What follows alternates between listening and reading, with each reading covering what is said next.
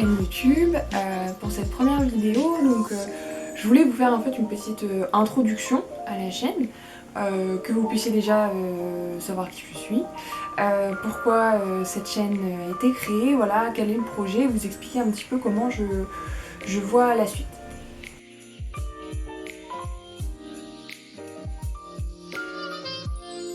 Tout d'abord, donc pour ceux qui ne me connaissent pas, je m'appelle Célestine, je suis guide conférencière à Rouen. Donc voilà, j'exerce ça depuis déjà quelques temps. Donc pour vous expliquer juste rapidement un peu mon parcours, j'ai fait des études d'histoire. J'ai fait une licence d'histoire, puis un master d'histoire spécialisé dans le métier du patrimoine à l'université de Rouen. Donc pour faire ces 5 ans d'études, je suis venue m'installer ici à Rouen. Je connaissais déjà un peu la ville, hein, je viens de pas très loin dans l'Eure. Ça m'a permis vraiment de vivre ici, de découvrir encore plus la ville. Donc voilà, maintenant ça fait à peu près 7 ans, si je me trompe pas, que j'y vis.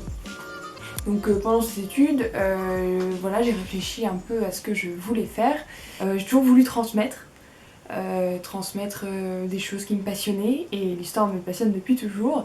Donc c'est assez naturellement que je me suis tournée vers tous les métiers de la médiation. C'est super intéressant, moi c'est un métier voilà, qui me paraissait tout à fait adapté à ma personnalité.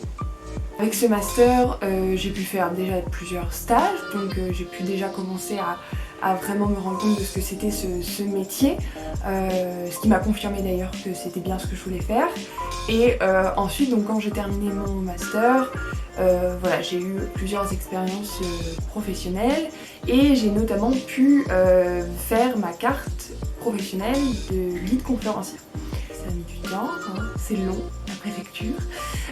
Mais voilà, finalement j'ai quand même réussi à avoir cette carte et à vraiment pouvoir commencer à exercer en tant que vraiment guide conférencière professionnelle, notamment au sein de l'office de tourisme de Rouen. Mais je fais aussi bien sûr dans d'autres structures, et notamment les structures de la régie des équipements culturels à Rouen. Donc, je pense que ça vous connaissez pas, mais par contre vous connaissez probablement l'histoire de Jeanne d'Arc, le panorama XXL, maintenant l'être Saint-Maclou aussi, et le donjon. Mon métier maintenant se fait comme ça, avec divers employeurs, divers contrats, diverses structures, et je m'attelle du coup à chaque fois à rendre l'histoire intéressante, puis bien sûr accessible à tout le monde. Donc que ce soit des scolaires, des périscolaires, des adultes, enfin voilà, n'importe quel type de public, français et anglais aussi, je le précise. Comment m'est venu ce projet? C'est vrai que le confinement a beaucoup, le confinement et la situation en général hein, liée au Covid m'a fait beaucoup réfléchir à notre métier de médiateur, de guide. C'est vrai que ça a remis beaucoup de choses en question, hein. Voilà, moi j'ai pas pu retravailler tout de suite après le déconfinement. Ça a été un peu long pour qu'on ait déjà l'autorisation de pouvoir refaire des visites guidées en extérieur, et aussi que les lieux culturels rouvrent.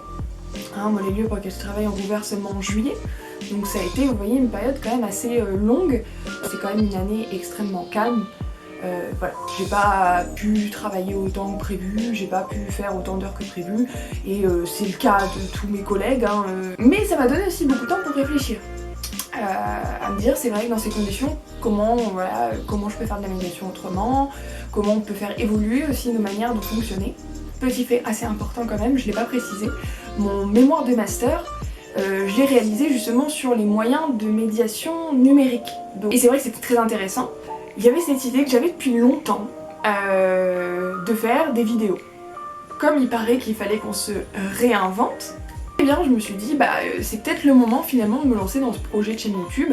J'en ai fait part en plus un petit peu sur les réseaux sociaux, enfin notamment Instagram, et ça a eu l'air de vous plaire. Enfin voilà, j'ai eu beaucoup de retours très positifs de gens qui me disaient que c'était un super projet, que voilà, ils avaient hâte de voir, etc. Et puis du coup à travers ces vidéos, évidemment, vous donnez peut-être envie de découvrir la ville si vous la connaissez pas, de la redécouvrir si vous la connaissez. J'ai vraiment envie de faire quelque chose de participatif. Moi je vais pas faire ça juste pour moi, juste pour flatter mon ego. Le but c'est vraiment de faire quelque chose pour vous, en fait, pour les gens qui regardent, évidemment. Déjà pour la création, on a un petit peu, pour les premières visites, je vous avais demandé des idées. Déjà, vous m'avez donné plein d'idées, donc c'est super cool, je vous en remercie encore. Et moi, je compte continuer sur cette voie. C'est-à-dire que j'ai envie à chaque fois de pouvoir avoir des retours, pouvoir vous demander ce qui vous plairait. C'est pour ça que vraiment, je vous invite alors déjà sur YouTube, bien sûr, à ne pas hésiter à commenter les vidéos, à donner vos remarques ou des idées pour la suite, des choses que vous aimeriez bien voir. Et puis évidemment à me suivre sur les réseaux sociaux, notamment c'est surtout sur Instagram que je fais beaucoup. Mais voilà, j'hésiterai pas aussi à utiliser d'autres supports pour toucher plus de monde encore.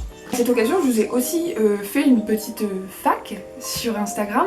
Je vous ai demandé en fait si vous aviez des questions et vous en aviez. On m'a demandé: est-ce que tu as pu exercer comme guide avant d'obtenir la certification? Donc avant effectivement d'avoir une carte. Alors oui, j'ai pu, alors notamment déjà dans le cadre de mes stages, pendant mes études. On mélange un peu souvent, enfin même moi je mélange parce que comme je fais un peu les deux, c'est vrai que pour moi en fait c'est la même chose même si ça n'a pas vraiment le même statut. Voilà, faut différencier guide conférencier de médiateur culturel. On peut être médiateur dans un musée par exemple, mais pas avoir de guide professionnel. La carte de guide professionnel vraiment vous permet de guider dans les monuments, etc., dans l'espace public. C'est obligatoire. Voilà. J'ai pu faire déjà des visites guidées, commencer à appréhender le métier sans avoir la carte de guide conférencier. Alors, on demande aussi quelles sont les compétences requises par ton métier. Ce qui ressort, je pense, même quand on en parle avec d'autres, principalement, c'est vraiment savoir s'adapter. C'est-à-dire que s'adapter, ça recouvre beaucoup de choses. C'est-à-dire qu'il faut s'adapter au public, donc adapter son vocabulaire, sa façon de parler, s'adapter aussi aux lieux et aux différentes contraintes. On peut, si on guide dans la ville, évidemment, il peut y avoir des voitures, il peut y avoir des lieux bruyants, il peut y avoir du vent, il peut y avoir de la pluie. Ça peut être aussi dans des musées, c'est-à-dire, voilà, faut toujours, quand on rentre dans une salle, essayer de se dire comment je vais mettre les visiteurs par rapport à moi, pour que tout le monde puisse, par exemple, voir l'œuvre sur laquelle je vais parler. Puis une dernière chose aussi, savoir s'adapter un petit peu aux demandes et aux contraintes de groupe. Ça peut être que vous pouvez avoir un groupe avec lequel vous aviez prévu 2 heures et finalement ils vont vous dire: ah non, on a 1h30 devant nous, donc en fait il faut faire plus court.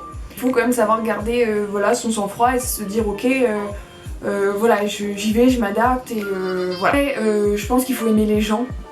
Je pense que si on n'aime pas les gens, c'est quand même compliqué de faire ce métier.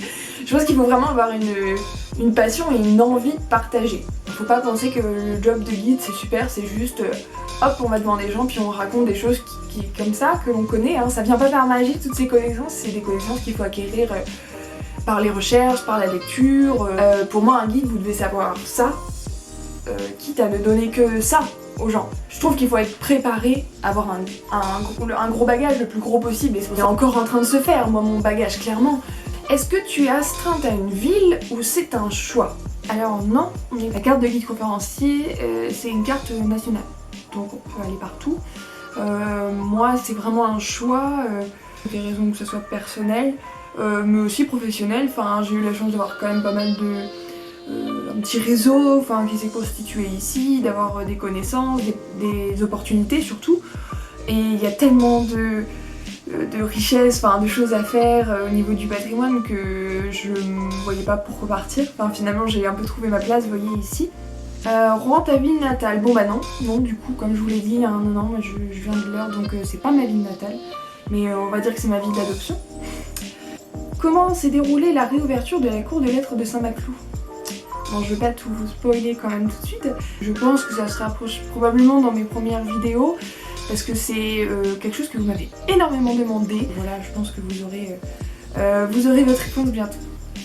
On m'a demandé aussi une question. Il existait un jeu avant avec des QR codes sur les bâtiments.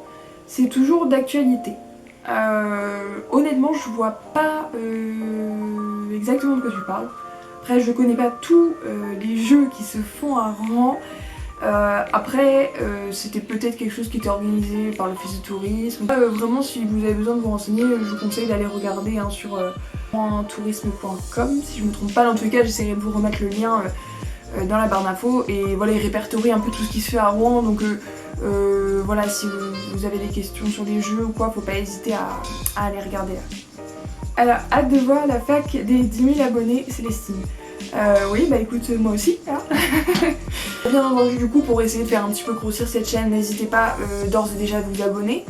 Vous pouvez aussi appuyer sur la petite cloche là pour activer les notifications. Donc comme ça, dès que je sortirai les premières vidéos là, vous serez tout de suite informés, vous pourrez tout de suite les regarder. N'hésitez pas à les partager sur Facebook, à en parler autour de vous, et que vous soyez rouennais ou pas, hein, d'ailleurs vous n'êtes pas obligé d'être rouennais pour regarder ces vidéos, même au contraire ça peut donner envie à des gens de la France entière de regarder ces vidéos. Bah du coup on va se retrouver sûrement assez prochainement pour une nouvelle vidéo. Je garde la thématique secrète évidemment pour un peu plus de suspense. A bientôt pour une nouvelle vidéo.